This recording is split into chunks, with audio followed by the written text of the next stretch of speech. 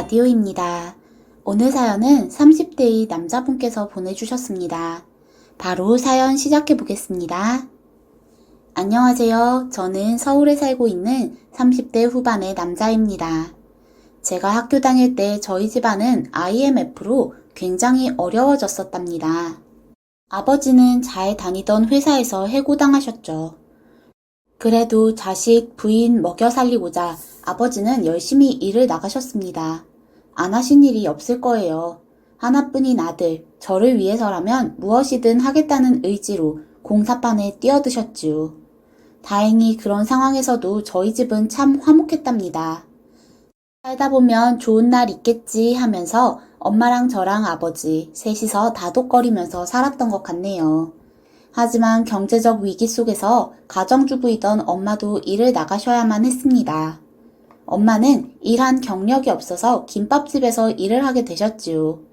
그렇게 힘들게 저를 키우셨답니다. 그래서 저는 지금도 존경하는 사람이 누구냐 물어보면 저희 부모님이라고 답하곤 한답니다. 그 어려운 상황에서도 좌절하지 않으시고 자식 키우겠다는 일념으로 필사적으로 일하셨던 의지, 정말 존경합니다. 힘들었던 저희 집 사정도 차츰차츰 좋아지기 시작했지요. 제가 대학교를 가고 나서부터는 엄마가 김밥집을 창업하셨고 아버지도 그 일을 돕게 되셨어요. 엄마는 일하던 김밥집에서도 굉장히 일을 잘 한다면서 칭찬을 많이 들었었다 하더군요. 워낙 깔끔하고 꼼꼼하신 성격이라서요. 처음에는 이런저런 걱정 않고 창업을 했는데 김밥집이 잘 되어서 근처에 두 번째 식당도 내게 되었지요. 저희 가족은 모두 돈 버는 재미에 정신없이 일을 했답니다. 저도 학교에서 돌아오면 늘 부모님 사업을 돕곤 했었지요. 하루는 아버지께서 이렇게 말씀하시더라고요. 그땐 정말 망해서 다 같이 죽는 거 아닌가 했는데 이렇게 다시 잘 살게 되어서 너무 기쁘다. 가족의 힘이지 이게. 그날 아버지는 참 기분이 좋아 보이셨습니다. 그 말이 아직도 기억에 남는 이유는 그 다음날 아버지는 갑작스러운 사고로 돌아가시게 되었습니다. 저랑 엄마는 가게에서 일을 하고 아버지는 집에서 가져올 것이 있다며 들어가시는 길이었는데 차 사고를 당한 것이었죠. 급히 병원으로 옮겨졌지만 아버지는 저희가 도착하기도 전에 세상을 떠나시고 말았습니다. 연락을 받고 급히 도착한 엄마와 제가 마주한 것은 이미 세상을 떠난 아버지의 싸늘한 시신이었습니다. 엄마는 그 자리에서 기절하셨고 저 역시 오열했습니다. 이제 좋은 날 보려 하니 아버지께서 가버린 것이죠. 저희는 눈물로 장례식을 치렀고 보내고 싶지 않은 아버지를 보내드릴 수밖에 없었습니다. 한동안 엄마는 정신을 차리지 못하고 매일 가슴을 치며 울고 쓰러지길 반복하셨지요. 하지만 그것도 얼마간 뿐이었습니다.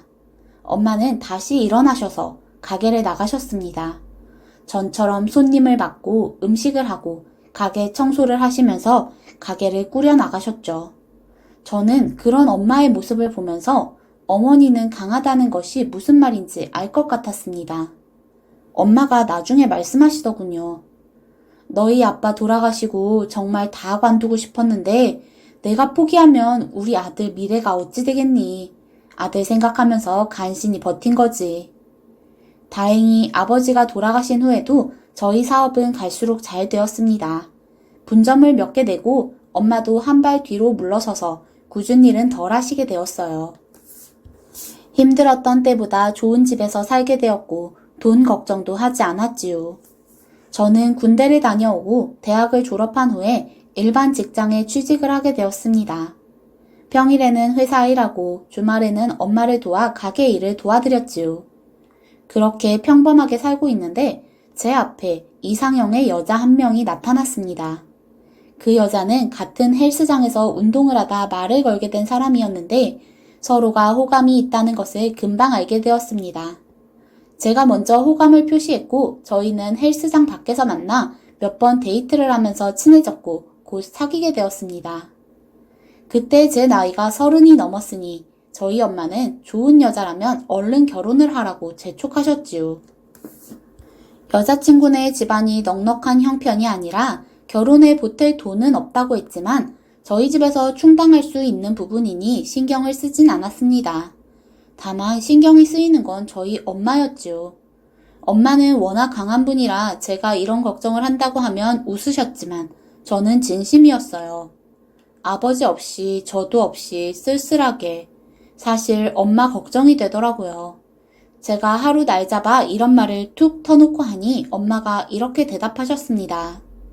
물론 마음은 알겠지만 때가 되면 부모 곁에서 자식이 떠나주는 게 부모에게 더 좋은 일이야.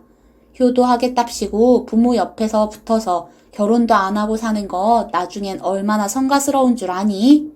괜찮은 여자다 싶으면 얼른 결혼해서 너도 가정 꾸려라. 엄마는 걱정할 거 없어. 생각해보니 엄마 말씀이 옳았습니다. 제가 평생 엄마 곁에서 살 거 아닌 이상 때가 되었으니 결혼을 하긴 해야 했지요. 저는 그래서 여자친구에게 결혼을 제안했습니다. 여자친구도 흔쾌히 좋다고 하고 부모님들도 저를 보시고 마음에 들어 하셨습니다.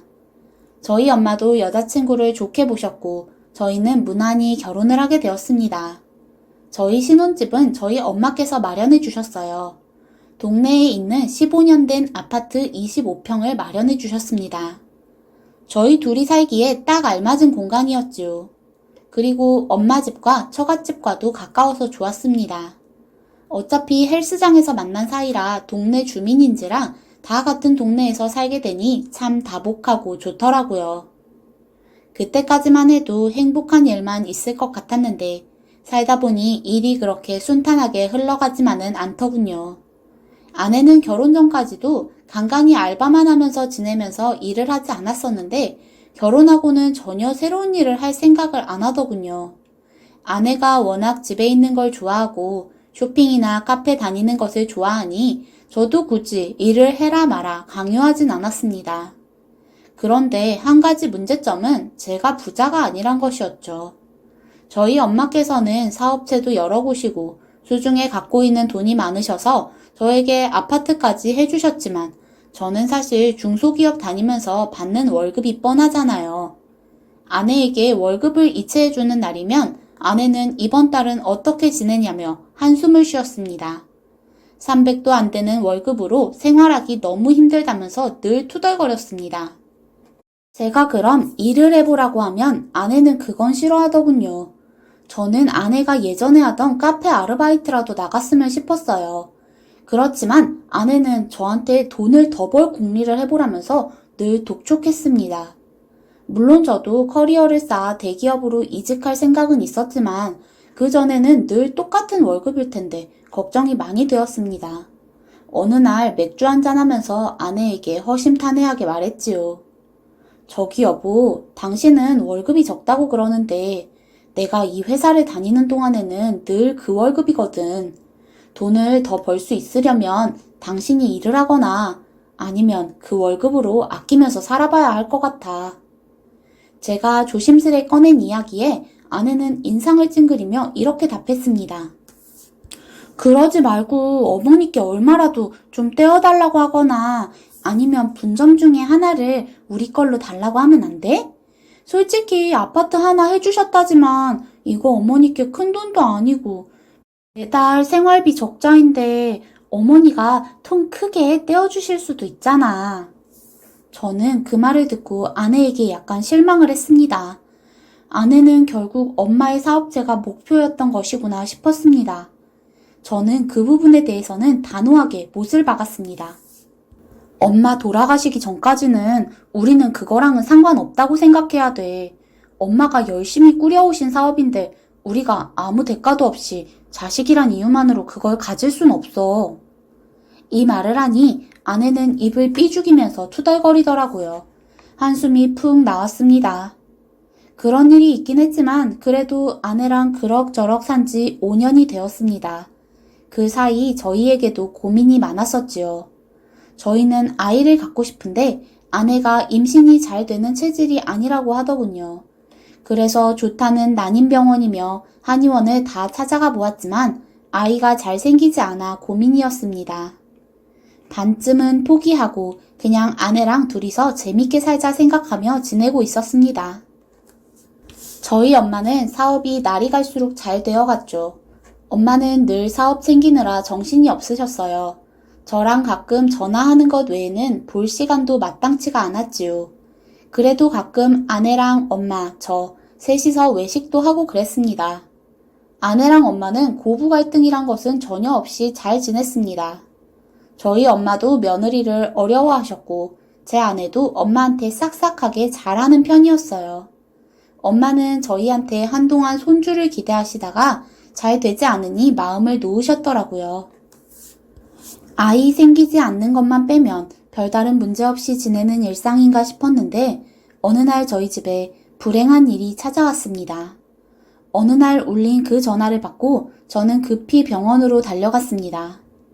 사장님께서 갑자기 쓰러지셨어요. 어서 병원으로 가보세요.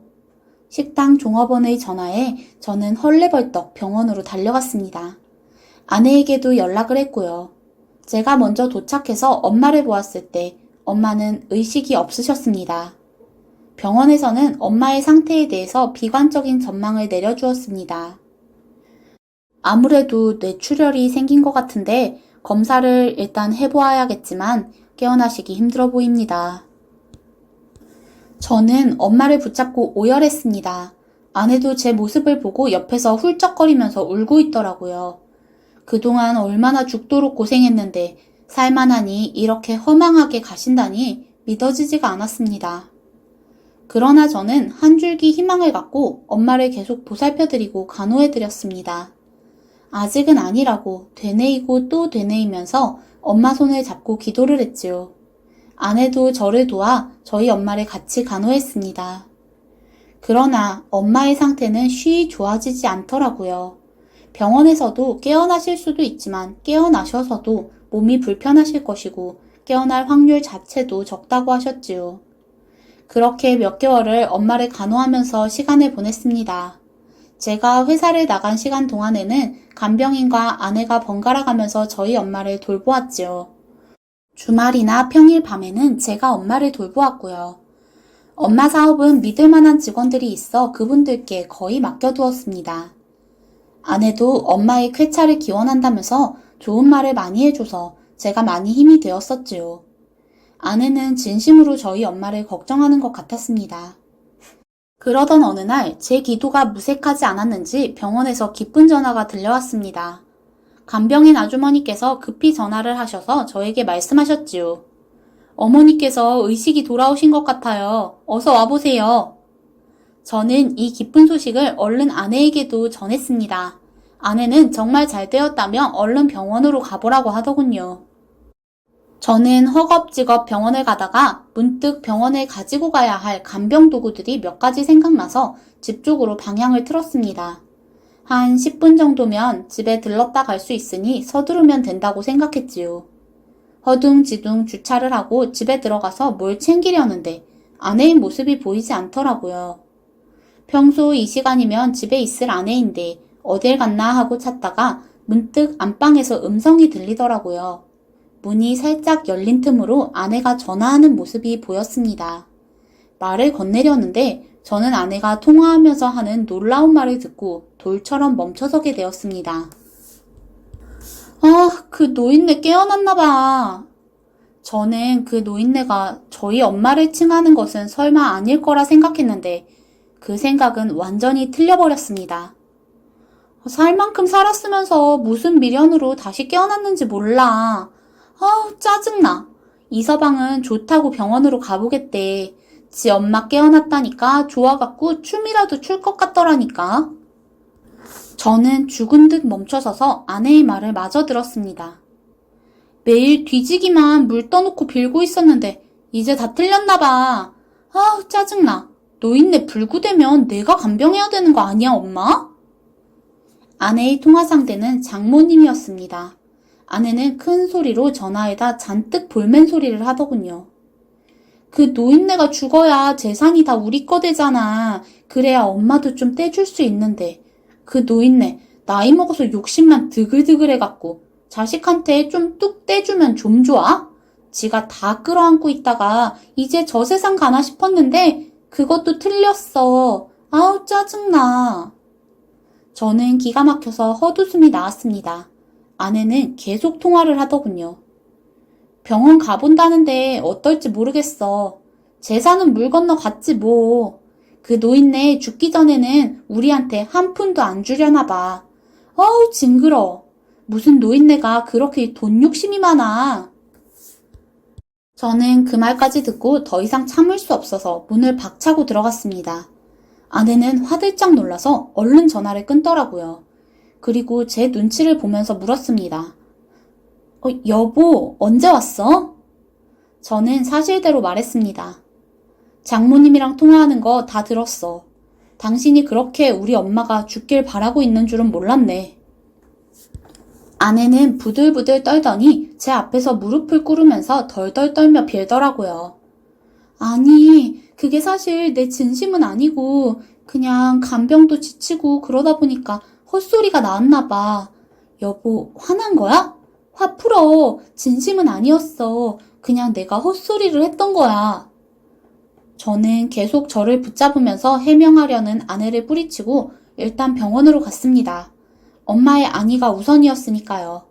엄마는 약간의 의식이 돌아오고 몸을 움직이실 수 있게 되셨지요.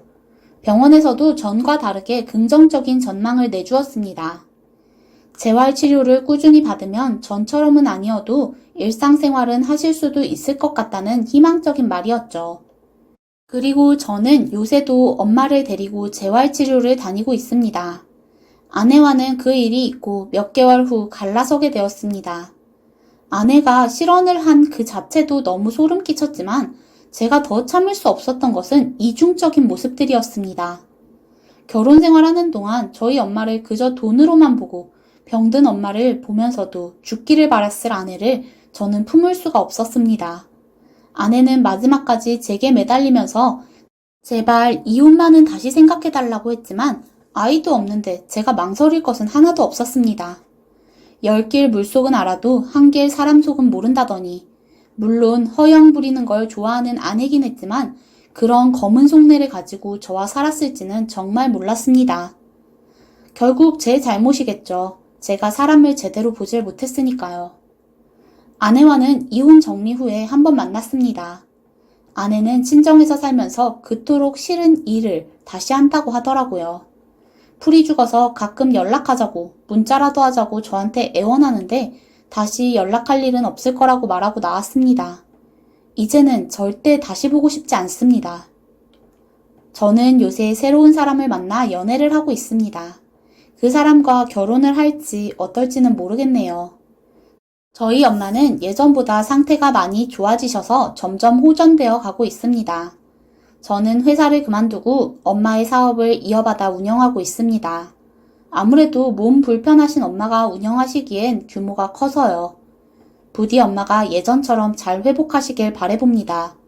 그렇게만 된다면 저는 바랄 것이 없을 것 같습니다.